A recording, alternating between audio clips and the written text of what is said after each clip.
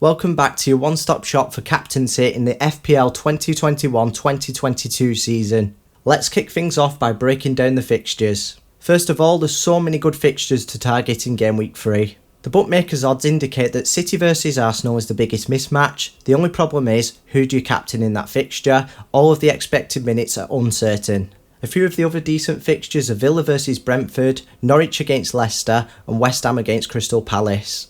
The second biggest mismatch behind the fixture at the Etihad is Spurs vs Watford. That's a match that's certainly worth looking at.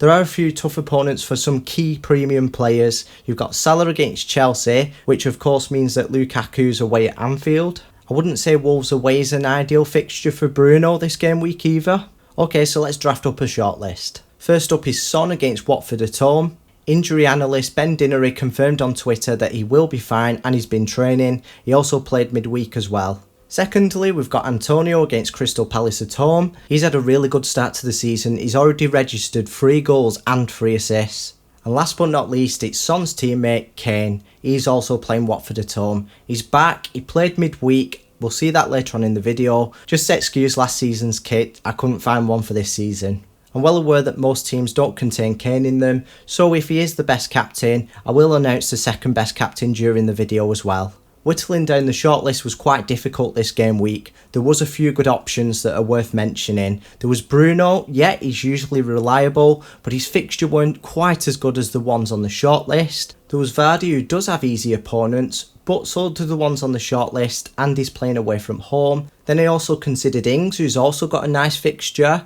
I do prefer Antonio if you're going to pick a forward in that price bracket as your captain though, because Ings definitely doesn't have penalties, and we'll discuss Antonio's penalties later on. Let's take a look at the stats for last season and the first 2 game weeks this season combined.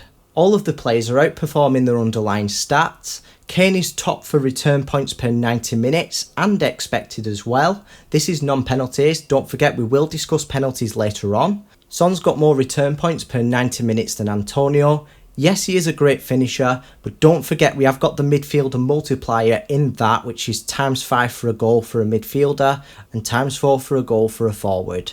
Something else to consider is that Son also has that multiplier on his expected stats, which means that his underlying stats aren't that promising. Antonio's underlying stats are more sustainable than Son's. They're almost the same for Kane in the expected department as well. These stats are non-penalty, so let's take a look at the penalties and the rest of the set pieces. Son is definitely not on penalties for Spurs, it's Harry Kane, and even in his absence, it was Dele Alli who took one.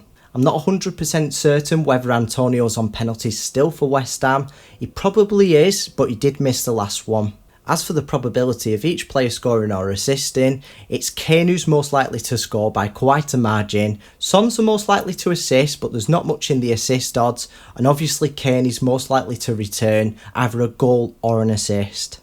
Antonio and Son have the best chance of returning. I do prefer Antonio's odds because they're heavily weighted on goals. Fantasy Football Fix have much lower points projections than Fantasy Football Hub this game week. Kane has the highest points projections on both websites, 5.7 for Fix and 7.6 for Hub. The Hub reckon that Son's not far behind Kane, just 0.2 points behind, but the Fix are backing against him. I'm not sure if it's because he's not been cleared of the injury on the website or if they just don't think he'll do well. As for Antonio, he's got consistent points projections across both websites. As a matter of fact, the Hub algorithm is tipping him to get more points than the Fix algorithm is tipping Kane to get.